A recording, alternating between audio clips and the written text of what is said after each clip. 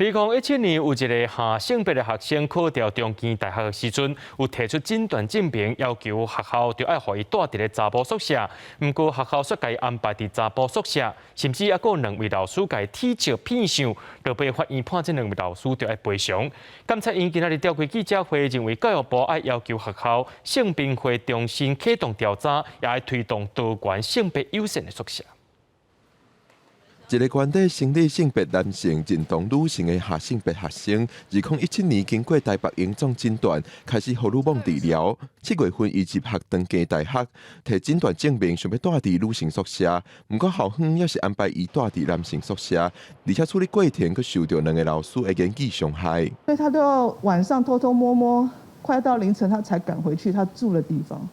很怕被辨识出来。半年内辗转的住在自己的社办，他还住到隔壁学校的宿舍。他问他说：“你是男的还是女的？”我宗教信仰上就是不认同。2021年桃园地方法院判决2个老师侵害当事人的人格权，分别互判爱赔12万甲8万。监察院表示，校方性平调查只有1个老师的性骚扰成立，而且到今年3月才通过口头审解的处罚，认为教育部就要求校方性平会重新调查。几个老师他们应该负的一个责任哦，其实法院都已经调查出来，而且判决了，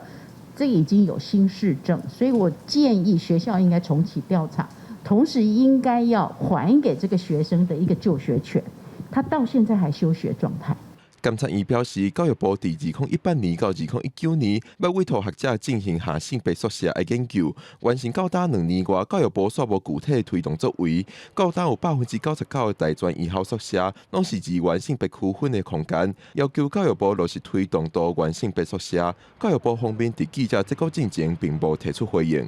记者郭本祥随台北报道。